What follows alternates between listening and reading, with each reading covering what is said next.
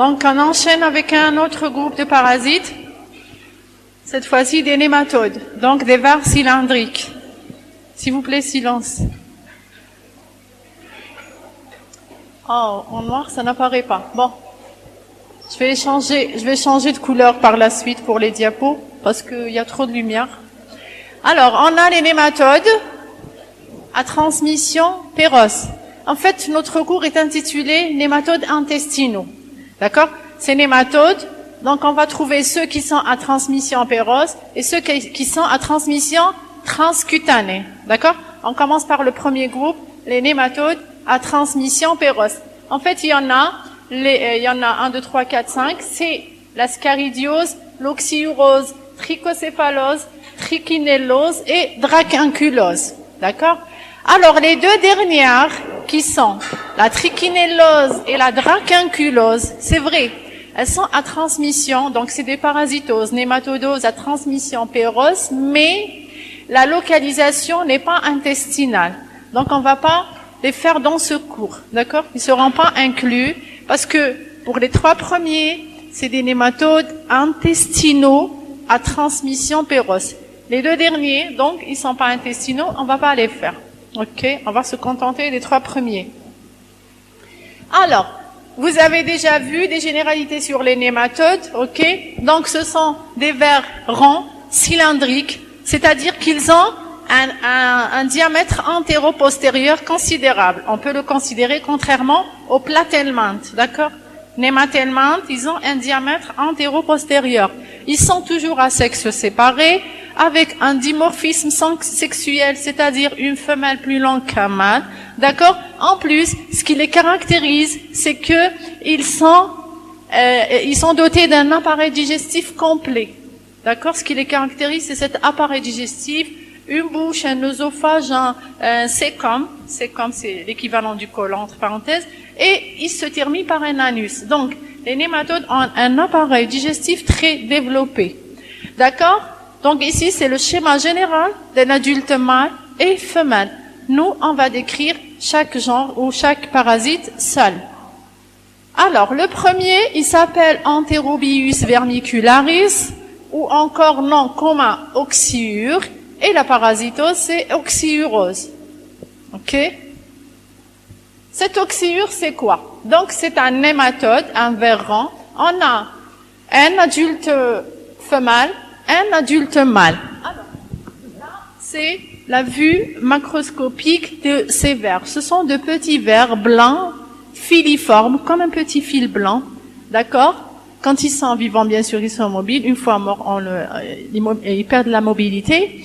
Pour ce qui est de l'extrémité antérieure, donc buccale, céphalique, elle est identique pour les 2 adultes, qu'ils soient mâles ou femelles. Donc ici, j'ai écrit oxyure adulte. J'ai pas précisé, je peux pas les différencier. Elle est constituée d'une bouche faite en fait de 6 lèvres regroupées en 3 doublés, en 3 paires. Donc on a 3 paires de lèvres qui sont dans la partie antérieure. En fait, c'est pour la fixation, la morsure, etc. Ok, donc ça c'est l'extrémité antérieure. Ça c'est un ver adulte. Maintenant, si je veux différencier mes adultes mâles et femelles, je vais me baser sur la taille. La taille, la femelle, on a dit, elle est plus grande. Elle est de l'ordre de 1 cm, un peu plus. Le mâle, il est de l'ordre de 0,5 cm, donc c'est presque la moitié. Ok? Deuxième différence. L'extrémité postérieure caudale de la femelle, elle est rectiligne, droite, pointue. Vous voyez qu'elle est pointue. Pour le mâle, elle est recourbée. Donc, si j'ai 2 adultes, je vais directement vers cette terminaison. Si elle est recourbée, c'est un mâle. Si elle est rectiligne droite, c'est une femelle. En plus, à un plus fort grossissement chez ce mâle et dans cette extrémité postérieure, il y a ce qu'on appelle un appareil copulateur masculin, d'accord, et qui va se terminer par des genres de fils. Bon, c'est pas des fils, des filaments. On les appelle les spicules, d'accord, les spicules copulateurs. Donc, si par hasard vous avez seulement cette moitié, vous n'allez qu'à voir ici, et à un plus fort grossissement, vous confirmez cet appareil copulateur mâle, d'accord? Donc, je les différencie sur l'extrémité postérieure et non pas l'extrémité antérieure qui est identique. C'est bon pour la description des adultes. Alors, ce sont des adultes, des vers intestinaux, d'accord, qui vivent dans la partie, le grêle. Mais on va voir par la suite une petite différence. Bon, pour les œufs, en fait, une femelle, une fois fécondée, elle est bourrée, elle est remplie d'œufs. Ça, c'est les œufs. Donc, il y a un remplissage par les œufs. Les œufs, on va les décrire. Alors, c'est des œufs ovoïdes. Pardon pour la description des œufs. Peut-être j'ai oublié de le dire. Vous donnez la forme, la taille, la paroi, le contenu. D'accord? Donc, c'est des œufs ovoïdes. Sur le grand axe, ils font environ 45-50 microns. Et on dit qu'ils sont asymétriques. Donc, asymétrique, regardez, c'est un œuf qui est aplati d'un côté, convexe de l'autre côté. S'il était symétrique, il serait comme ça. Regardez, je vais le dessiner. N'est-ce pas? S'il était symétrique, la partie plate, elle va devenir un peu plus bombée. Donc, c'est un œuf, on reconnaît asymétrique. C'est-à-dire qu'il a un côté plus concave, un autre convexe par rapport. La paroi externe, elle est lisse, elle est mince, elle est transparente, puisque je peux voir le contenu. Le contenu, c'est quoi? C'est un embryon vermiforme, c'est-à-dire un petit ver, si vous voulez. C'est un embryon vermiforme, donc il est fécondé, il est embryonné déjà, il est prêt à l'infestation. Un œuf embryonné est déjà il est prêt à l'infestation. Il n'a pas besoin de conditions pour embryonnement. D'accord? C'est bon. Alors, ces œufs, on va les retrouver dans la marge anale en général du patient. En fait, pour le cycle évolutif, le mode de contamination, on a dit péros. Péros, comment?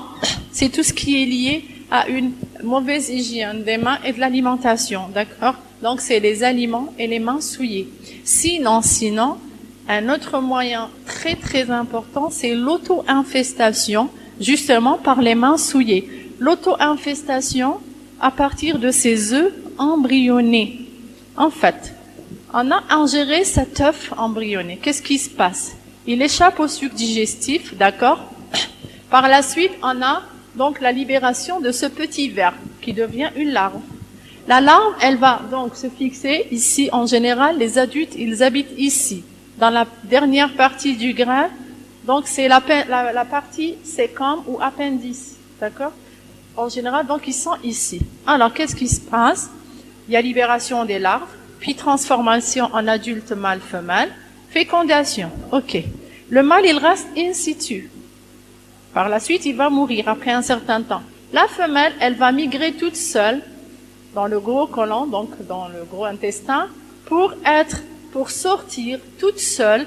Elle va donc sortir par effraction au niveau de la muqueuse anale. Elle va sortir en général la nuit. Elle va commencer, donc elle va se fixer par sa bouche et commencer à pondre. Elle va pondre toute la quantité d'œufs jusqu'à 10 000 œufs. On dit jusqu'à 10 000 œufs par adulte. Par la suite, donc, ces œufs pondus à la marge anale. Bon, il y en a qui, c'est vrai, qui sont comme ça. On dit c'est des œufs embryonnés à embryon vermiforme. Il y en a qui ont cet aspect, c'est des œufs toujours embryonnés, mais l'embryon, il est gyriniforme. Gyriniforme, c'est-à-dire c'est un précurseur. Regardez, il n'y a pas un véritable ver, n'est-ce pas? Il n'y a pas une larve, mais il y a cette encoche. Donc, celui-là, au bout de quelques heures, il va devenir vermiforme. OK? Même dans la marge anale, il n'a pas besoin d'aller dans un milieu extérieur, etc. Au niveau de la marge anale, s'il y a des œufs gyriniformes, donc à embryon gyriniforme, ils vont se transformer en œufs à embryon vermiforme. D'accord? Qui est infestant. Donc, finalement, on a dit que l'infestation, elle se passe ici, aliments, mains souillées et eau, sinon ici, parce que à l'occasion de la sortie des femelles, il y a un prurit anal. Il y a une morsure, d'accord? Par les bouches. J'imagine s'il y a plusieurs femelles, ça fait mal. On se gratte, puis on s'infeste directement par les doigts, d'accord?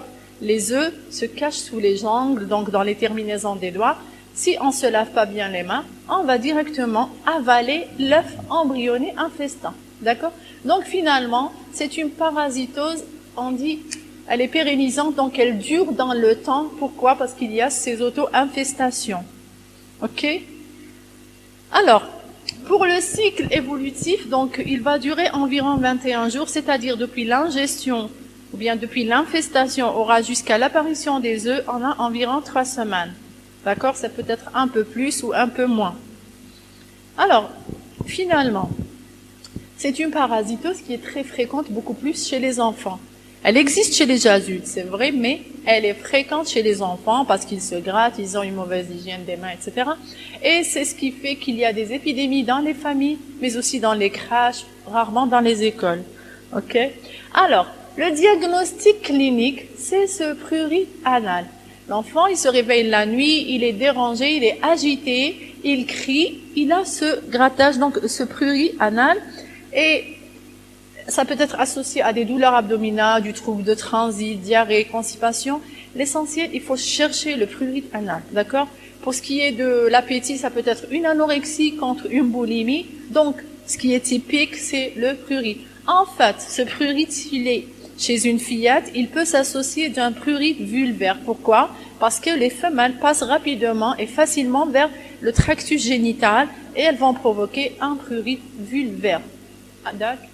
Donc, finalement, le diagnostic biologique sur une hyperéosinophilie, elle est modérée, mais ce qui la caractérise, c'est qu'elle est cyclique. C'est-à-dire, vous avez un premier cycle. Les éosinophiles qu'on a et les anticorps en général, c'est une courbe de Lavier. Lavier, donc, ça fait qu'on a un départ, un pic, une descente, d'accord? Soit négativation, soit un petit résiduel, un taux résiduel. Alors l'oxyurose, comme il y a l'auto-infestation, chaque 3-4 semaines, vous avez un nouveau cycle d'hyperéosinophilie, d'accord? Ça correspond à la nouvelle génération de parasites, vous avez compris? Donc c'est un sinus. À chaque fois, on a des cycles d'hyperéosinophilie. Ok. Pour ce qui est du diagnostic direct, c'est à la marge anale, c'est la mère, ou bien c'est l'enfant tout simplement, qui découvre ces adultes femelles, qu'elles soient encore vivantes ou déjà mortes, d'accord? La mère, elle observe donc le matin, ou plutôt la nuit, elle examine la marge anale, elle trouve des petits fils blancs, soit encore en train de bouger ou fixés sur la marge anale. Ok? Alors, sinon, si elle ne fait pas cet examen, on va demander, d'après vous, on va faire recours à l'examen parasitologique des selles. Réflexion. Je demande un examen parasitologique des selles? Oui ou non? Non, pourquoi non? Parce que tout simplement la femelle, elle est sortie en dehors des selles, elle est sortie seule. Donc la clé diagnostique, c'est le Scotch test anal. En fait, on demande à la mère ou bien aux parents, enfin, de ramener, donc on lui donne une lame en verre, il prend un scotch ordinaire. Quand il y a le prurit la nuit, ça se passe en général minuit, 1h du matin, quand il y a ce prurit, demain, avant de faire la toilette, il ne faut pas bien se laver, parce que si vous vous lavez, vous avez tout enlevé de la marge anale. Donc, vous collez le scotch sur la marge anale tout en étant prudent. Prudent pourquoi? Si vous avez les mains découvertes, vous vous contaminez directement. Donc, vous utilisez des gants, bien un outil, c'est-à-dire vous allez gratter sur le scotch, vous le récoltez et vous le replacez sur la lame, d'accord? Donc c'est ce qui a été fait, ici la lame, on remet le scotch et on examine au microscope, on trouvera déjà, pourquoi pas les adultes, et surtout ces œufs, les œufs embryonniques qui soient gyriniformes ou vermiformes, d'accord? Donc la clé diagnostique, c'est le Scotch test anal, ou bien on l'appelle le Scotch test de Graham. L'examen parasitologique des selles, on peut le demander, mais il est rarement positif, d'accord? Il est positif, par exemple, si la nuit, il y avait ces femelles, le matin, l'enfant, il fait la selle, le matin même. Donc, à la fin de la selle, il va récolter les femelles. Donc, dès que vous ouvrez votre boîte de parasito des selles, vous trouverez des fils blancs à la surface de la selle, encore mobiles parfois, d'accord? C'est les oxyures qui étaient bloqués au niveau de la marge anale. On peut faire un raclage si on n'a pas les adultes. On va racler en surface la selle, on risque de trouver les œufs. D'accord? Mais on dit que c'est entre 10 à 20% de positivité. Donc l'examen clé, c'est soit la mère qui vous ramène les adultes, soit ce scotch test, et en troisième position, on a donc l'examen parasitologique des selles. D'accord? Donc je vous le rappelle, si vous faites un examen parasitologique seul, vous risquez de passer à côté du diagnostic. Bon.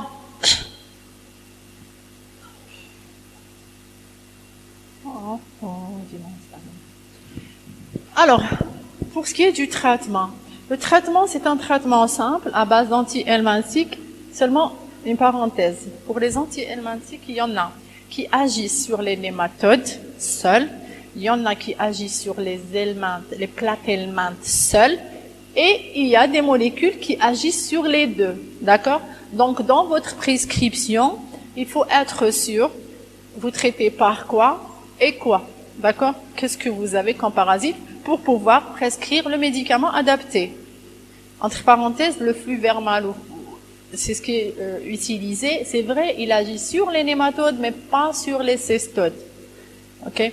Alors, cet traitement va traiter l'ensemble des enfants dans la fratrie, parce que là, il y a une contamination forcément de tous ces enfants par les jouets, les affaires scolaires. D'accord? Dans la chambre d'enfant, il suffit qu'on fasse un geste pour le nettoyage. Par exemple, on fait le drap, comment dire? On fait le lit. Donc, juste vous faites ça, vous avez semé, donc dans la chambre, vous avez, comment dirais-je, éparpillé les œufs, parce que c'est des œufs légers. Donc, dès que vous faites ce geste avec le pyjama ou le drap, ça y est, la chambre, elle est remplie d'œufs. Le lit, les affaires, les jouets, d'accord? Donc, c'est une parasitose finalement qui est très tenace. Et en fait, le traitement, il est basé beaucoup plus sur la prophylaxie. On associe une prophylaxie stricte, d'accord?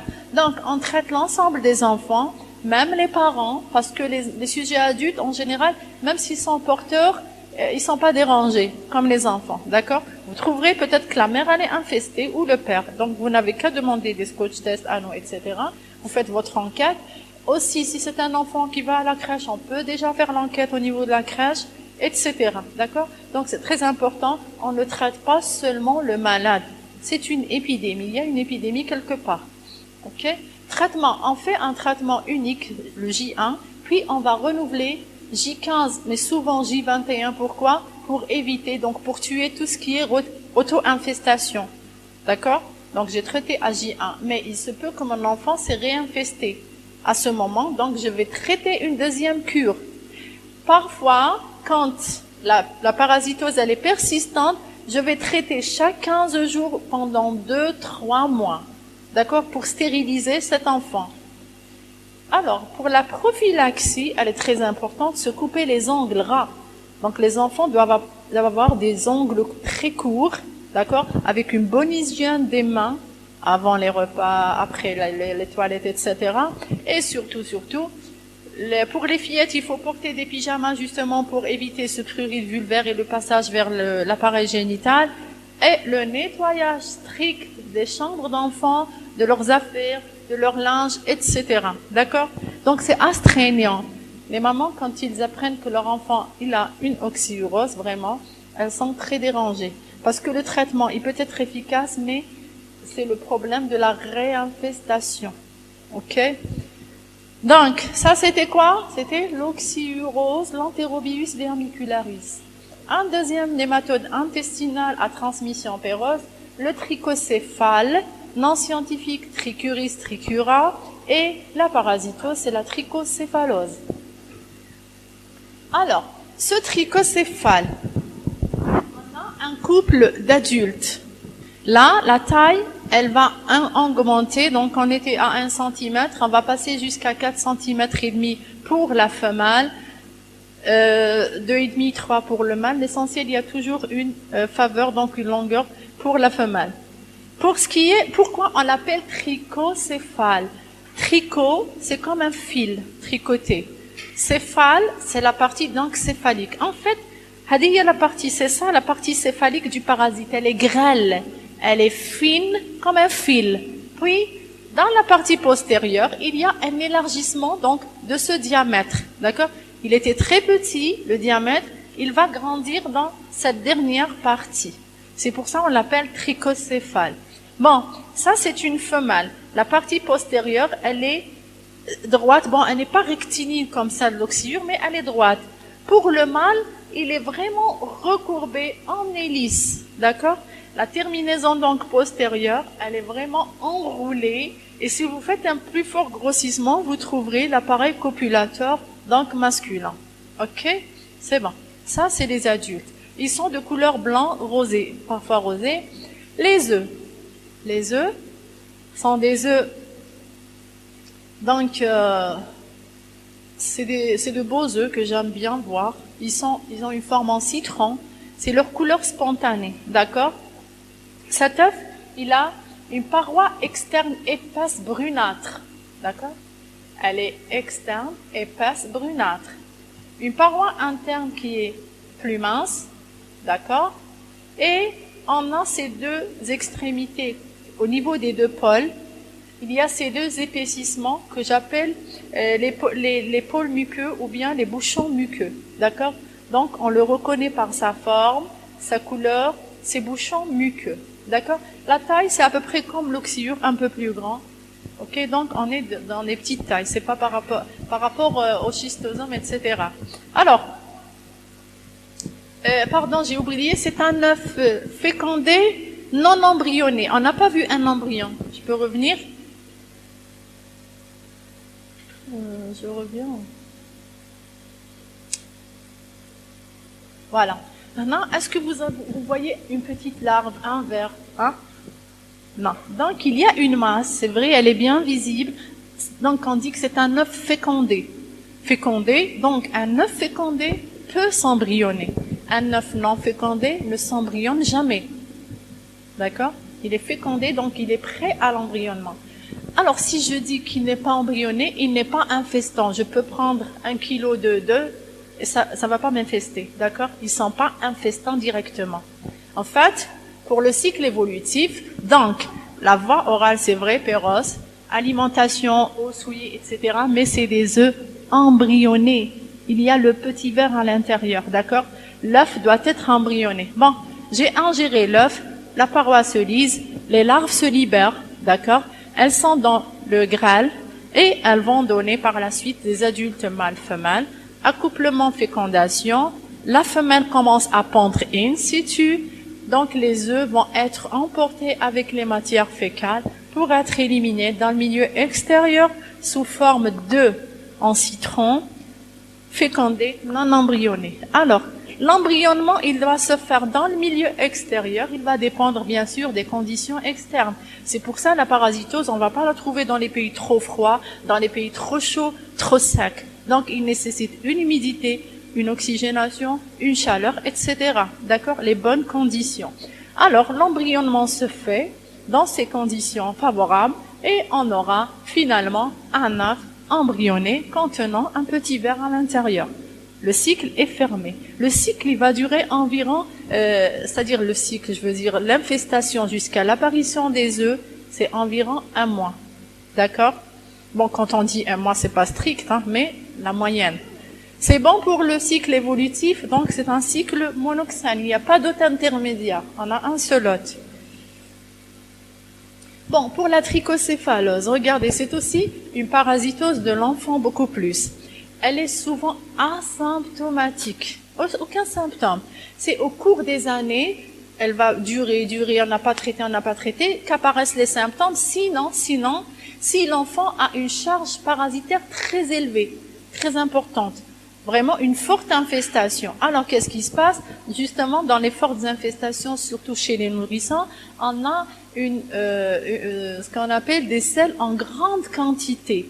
Donc, le malade, c'est pas des selles diarrhéiques, mais il fait beaucoup de selles au cours de la journée. D'accord? Il y a des douleurs abdominales, bon, ça peut être anorexie ou cambolimie. Il y a le ténasme. Ténasme, c'est la douleur qui dessine le cadre colique. C'est la douleur anale au niveau de l'anus. C'est à la défécation. D'accord? C'est quand on fait les salles qu'on a ce ténasme. Et il y a surtout possibilité d'hémorragie rectale.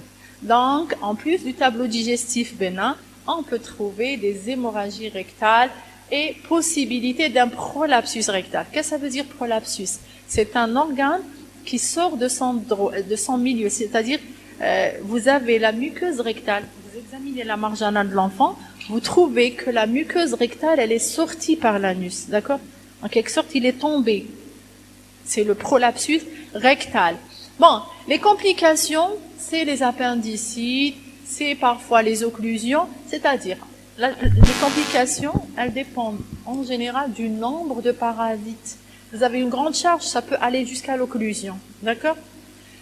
Mais aussi, on a une anémie. Donc, comme c'est un enfant qui va souffrir de cette trichocéphalose, peut-être 7, 8, 10 ans, sans qu'on le sache. À la fin, des petites hémorragies à la répétition, ça fera une anémie, d'accord?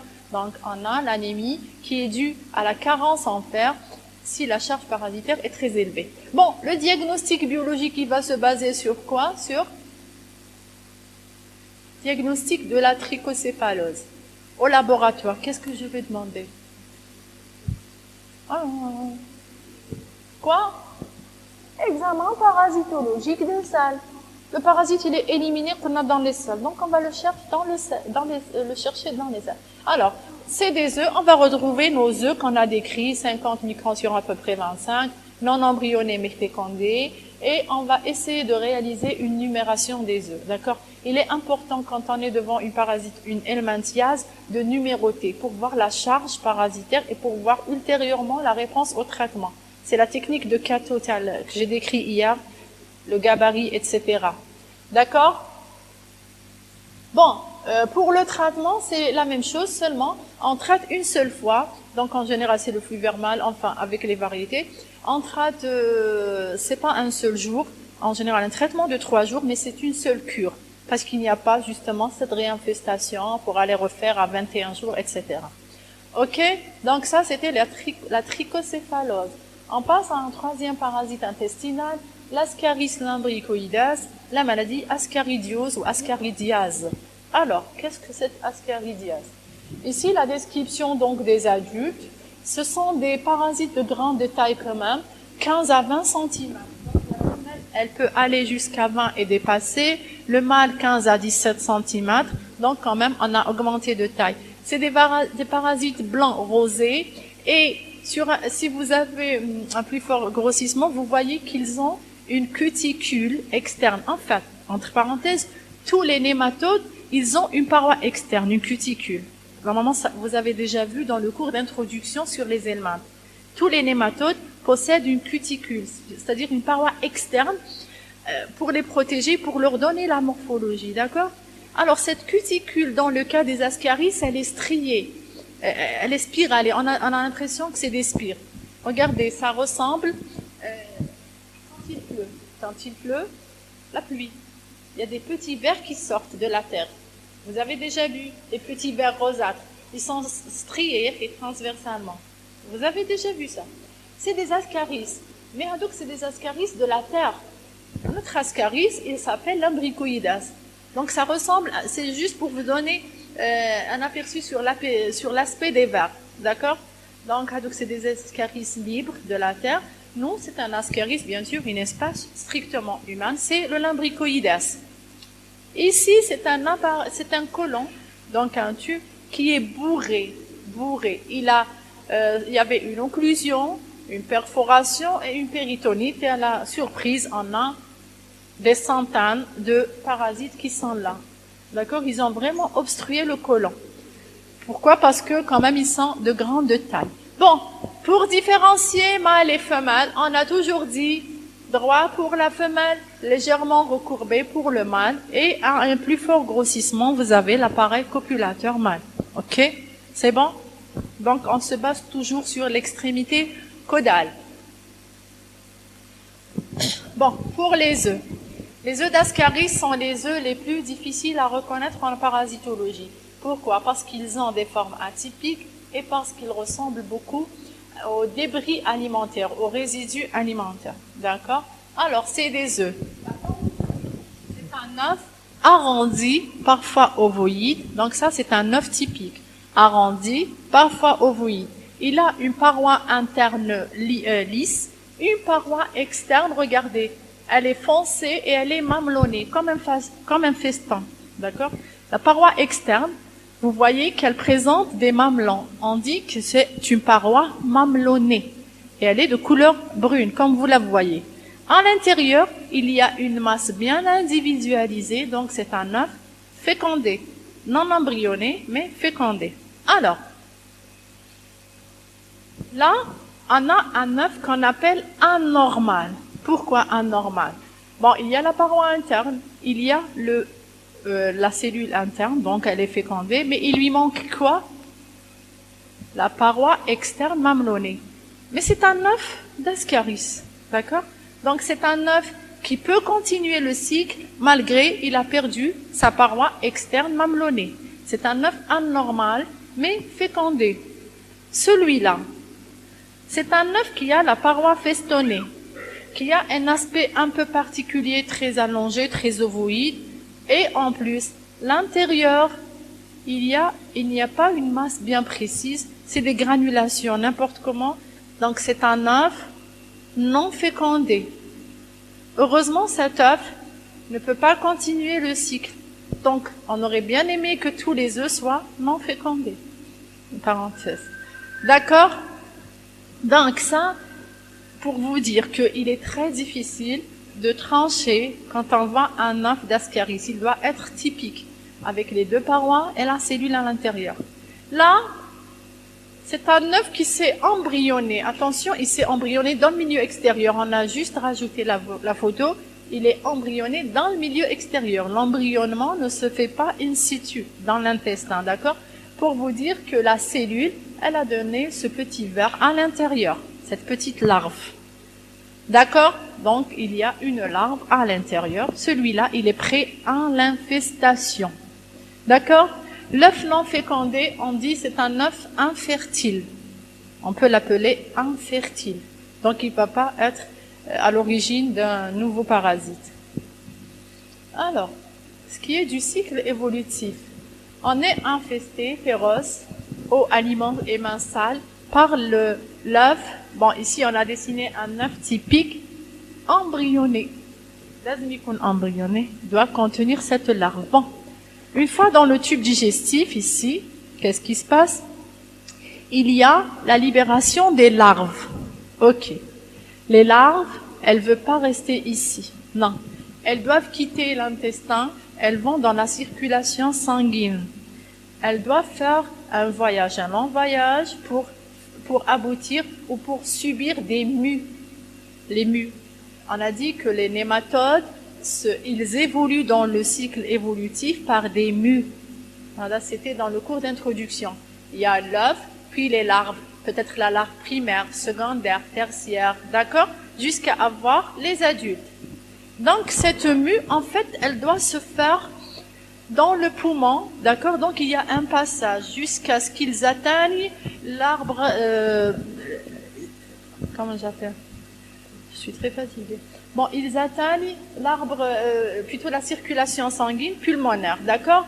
Puis, au niveau de la circulation des terminaisons, qu'est-ce qu'il y a? Il y a les échanges alvéoleux gazeux. En fait, les larves, elles vont participer et elles vont traverser, donc passer de la circulation sanguine vers les alvéoles. Des alvéoles, elles remontent l'arbre bronchique, donc les bronchioles, les branches, jusqu'à la trachée. Ok? C'est réel, hein? Au niveau de la trachée, il y a ça nous dérange, d'accord? Donc, on fait un réflexe de toux. Je tousse, soit par des coups de chance, la larve, elle peut sortir. Mais souvent, qu'est-ce qu'elle fait? Elle retombe dans l'œsophage. Donc, c'est ce qu'elle cherche. Elle cherche l'appareil digestif. Elle veut revenir dans l'œsophage, puis retomber dans l'estomac et revenir dans le grain pour devenir adulte. D'accord? Donc, tout ce voyage, c'était pour la maturité, pour avoir donc les différents stades larvaires et revenir après un long voyage d'environ 2 mois sous la forme de adulte. Donc la maturation, elle se fait ici en adulte mâle et femelle. Accouplement, donc fécondation, la femelle va commencer à pondre les œufs.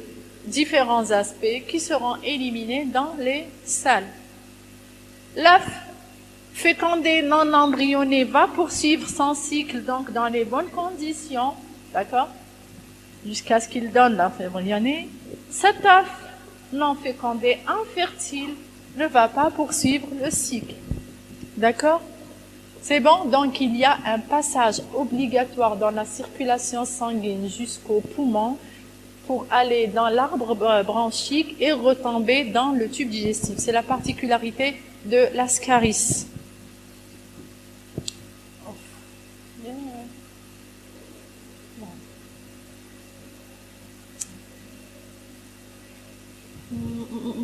Bon, il manque une diapo, je vais la décrire. Normalement, je me rappelle très bien ce qui se passe. C'est pour ça que je t'ai dit tout à l'heure, il y a des diapos qui ont sauté. Donc, on va parler du tableau clinique. Cliniquement, donc finalement, il y a deux phases.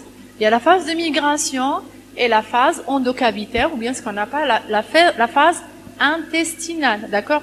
Alors, pour ce qui est de la phase de migration, c'est une phase générale, donc c'est des signes généraux, fièvre, myalgie, courbature, etc.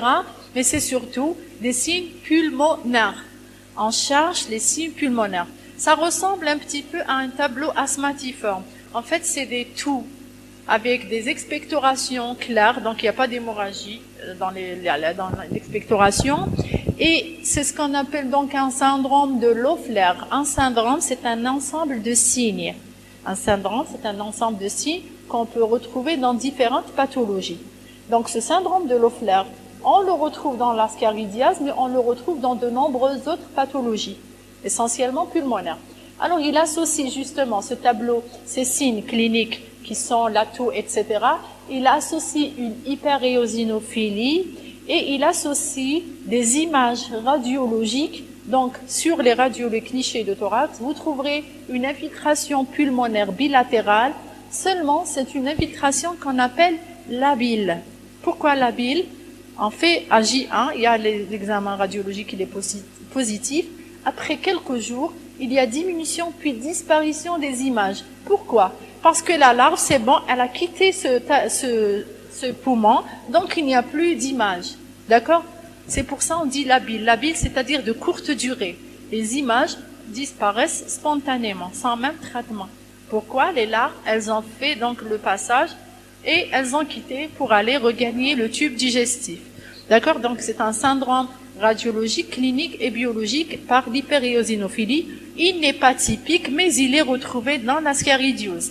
Par la suite, on a la phase digestive. Bon, comme je le dis toujours, les parasites intestinaux, ils ont des signes communs. Douleur abdominale, diarrhée, constipation. On cherche toujours ce qui est particulier. D'accord?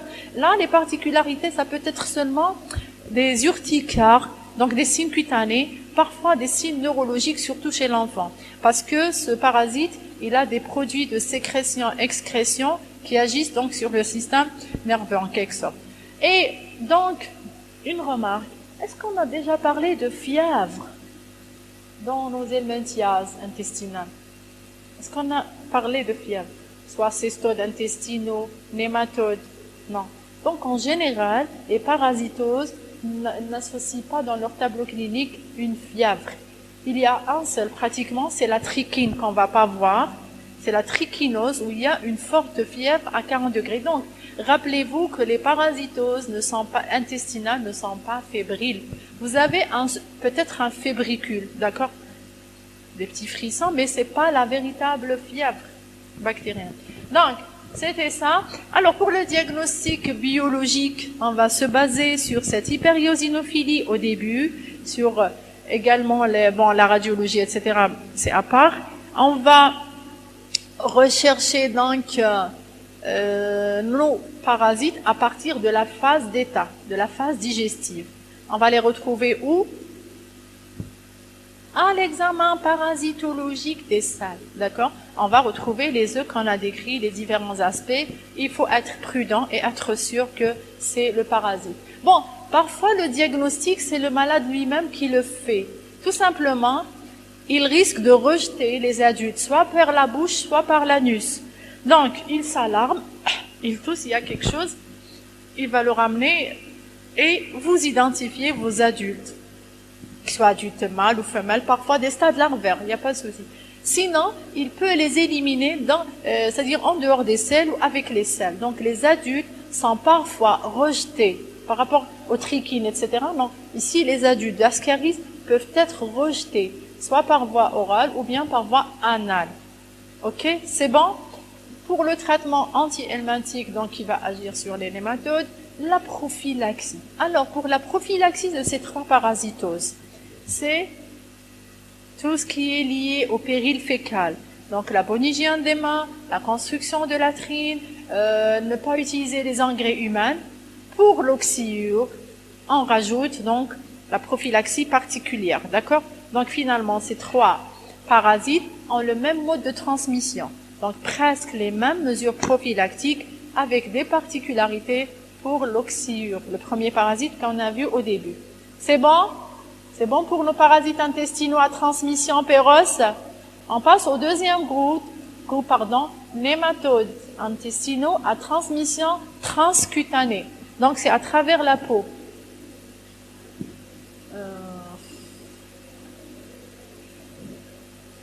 Bon, on a deux grandes parasitoses, l'ankylostomiase et l'anguillulose, d'accord? Les ankylostomes et les anguillules. Ça va, vous avez terminé la pause. Ok. Donc, les ankylostomes et l'anguillule. Bon, on va essayer de travailler jusqu'à ce que...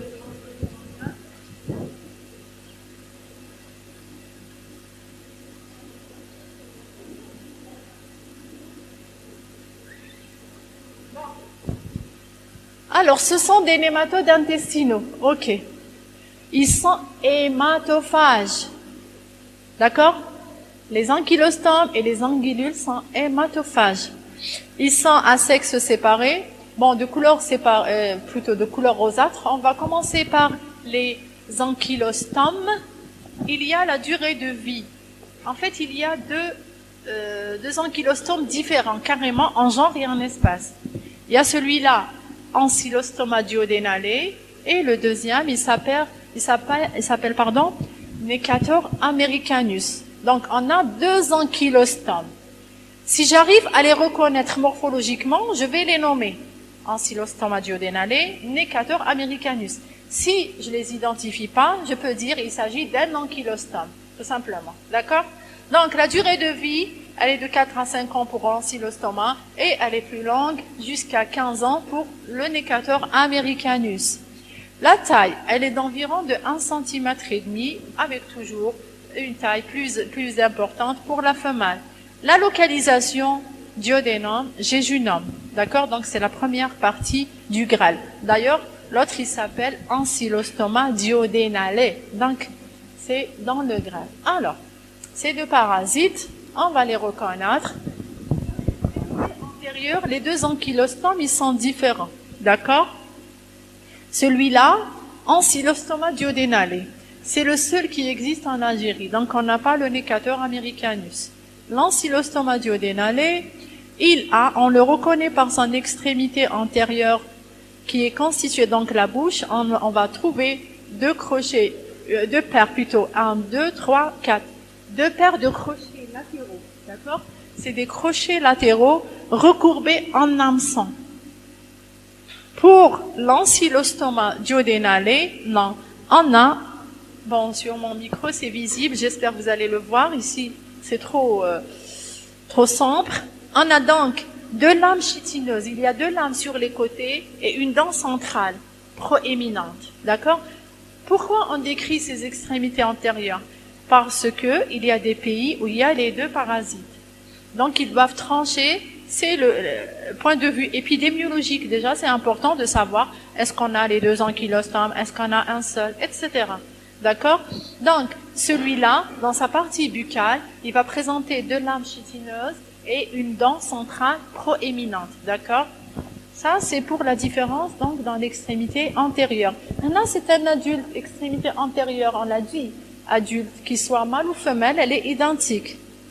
On est d'accord. Depuis le début, j'ai dit l'extrémité antérieure ne permet pas de différencier mâle et femelle. C'est l'extrémité postérieure ou caudale. Bon, maintenant ici, j'ai un ancylostoma duodénalé. Je vais rapidement, bon, pour ce qui est de l'extrémité antérieure, ok, je vais rapidement vers l'extrémité postérieure, d'accord? Et je vais chercher cet appareil copulateur avec les spicules. D'accord? Bon, vous allez me dire, un mal d'ancylostoma duodénalé et un mal de Necator americanus, comment on va les identifier ici? En fait, il y a une différence. Je ne vais pas trop insister. La différence, il y a ici des terminaisons qu'on appelle les côtes. Les côtes, il y a un qui a des côtes bifides et l'autre qui a des côtes trifides. Je ne vais pas trop insister, mais il faut savoir que je peux différencier par la bourse caudale l'ancylostoma du Necator. D'accord? Je peux les différencier. Si j'ai la moitié caudale, donc je vais voir directement cet appareil copulateur et je vais dire si c'est un ancylostoma ou bien le Necator americanus. D'accord? Bon, moi je vais vous épargner parce que j'ai pas vraiment un schéma très visible. Ok? Donc déjà, le fait de me dire un ankylostome, je serai très satisfaite. Bon, pour les œufs, pour cette écriture, bon, les œufs, c'est des œufs un peu particuliers. Bon, c'est des œufs souvent ovoïdes, souvent, d'accord? Rarement. Une paroi externe lisse, mince, transparente. Je peux voir donc le contenu. Le contenu, c'est quoi? C'est des cellules. C'est un groupe de cellules qu'on appelle les blastomères. Les blastomères, leur nombre, il est variable. On va faire justement le diagnostic différentiel entre ancylostoma et Necator par le nombre de blastomères. Mais attention, le nombre de blastomères dans une selle fraîchement émise. Parce que si j'ai ma selle, je la dépose sur la paillasse, la multiplication des blastomères se fait et je risque de me tromper. Je ne peux plus donc différencier. D'accord? Donc si ma selle, je l'examine rapidement après l'émission, ok. Si je la laisse de côté, là, le nombre de blastomères, il risque de changer. Parce qu'il y a une multiplication, justement, de ces blastomères. Ok? Donc, pour vous dire seulement, ici, c'est des œufs d'ankylostome. Si vous n'arrivez pas à identifier, vous me dites œuf d'ankylostome. Ok? J'ai pas besoin de... Donc, oh mon Dieu, je suis vraiment désolée pour l'écriture. Chez moi, c'est très visible. Heureusement, je vais refaire... Donc, enfin, sur micro, c'est lisible. Ici, je ne sais pas. Pour ce qui est du cycle évolutif, il est le même, qu'il s'agisse d'ancylostoma ou du Necator. Alors, la pénétration, elle se fait en transcutané, ici. Ok. C'est quoi les formes infestantes? C'est ce qu'on appelle des larves strongyloïdes infestantes enquistées. D'accord? Larves strongyloïdes infestantes enquistées. On va les décrire par la suite, ces larves. Bon, je suis infestée. Cette larve, elle va passer et elle va commencer une migration viscérale, donc plutôt sanguine. Elle va aller chercher le tube digestif, d'accord? Donc elle va faire une migration jusqu'à ce qu'elle atteigne le tube digestif. Une fois dans le tube digestif, il y a la maturité en adulte, mâle et femelle. D'accord? Qu'est-ce qui se passe? La fécondation mâle-femelle fait qu'on a les parasites ici, c'est des femelles ovipares. D'accord? Donc elles vont pondre des œufs. Rappelez-vous, c'est des ovipares parce que dans l'anguillule, on va parler de femelles vivipares. La différence, l'ovipare, elle va pondre des œufs. La vivipare, elle va pondre des larves. Ok? La différence, elle est là. Donc, ici, on aura l'élimination, ou bien plutôt la ponte, et les œufs sont éliminés dans le tube digestif, dans les selles, d'accord? Sous forme d'œufs ablastomères. C'est bon? Les œufs ablastomères. Alors, pour les œufs ablastomères, ils seront éliminés. Donc, on a les adultes. Pour l'obtention des adultes, ça sera environ jusqu'à 40 jours, d'accord? Les œufs, donc dans les selles, par la suite, là commence le cycle externe. D'accord? Donc l'anguillule, plutôt les ankylostomes, pardon.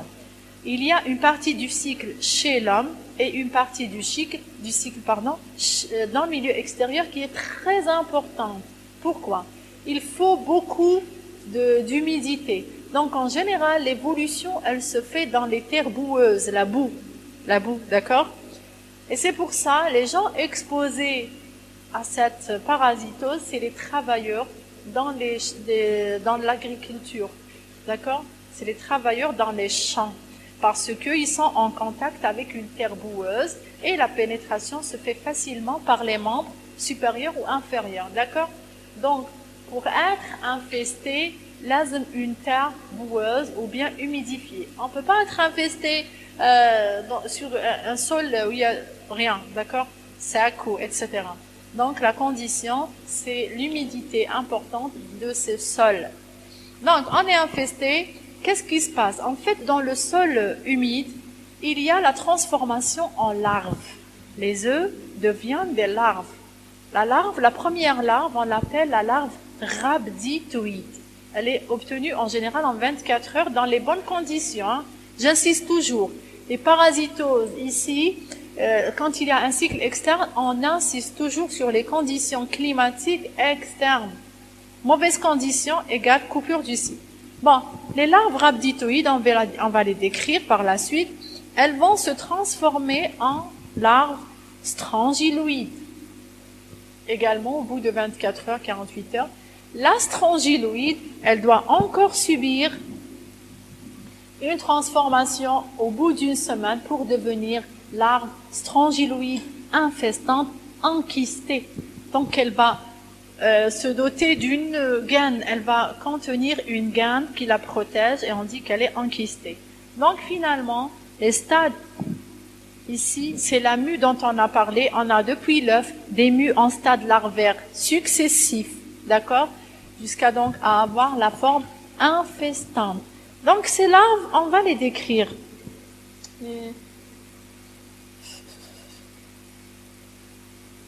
On va les décrire à la fin, d'accord. C'est pas la diapo, elle a sauté. On va les décrire dans le diagnostic biologique, d'accord?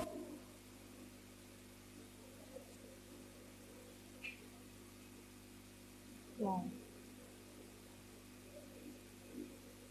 Les larves, donc on va les décrire à la fin au diagnostic biologique. Cliniquement, on a deux phases, d'accord?